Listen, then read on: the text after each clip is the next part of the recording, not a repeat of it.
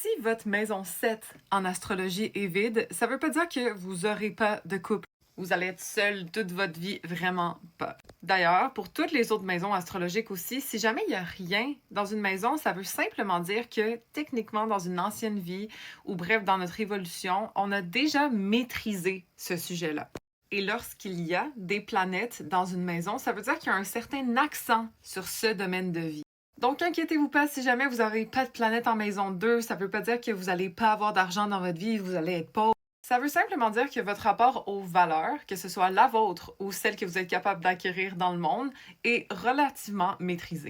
Mais si vous voulez plus de détails, vous pouvez aussi regarder le début de cette maison commence dans quel signe. Exemple, le début de la maison 7 ici commence en poisson.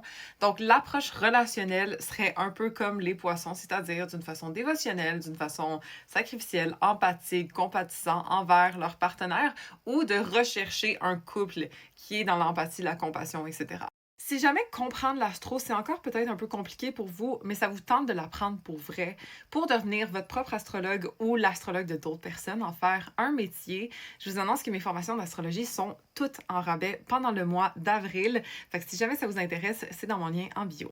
Laissez-moi savoir quelle maison de votre thème astral a le plus de planètes ou sinon quelles maisons sont vides pour vous. Et puis, follow pour plus d'astro.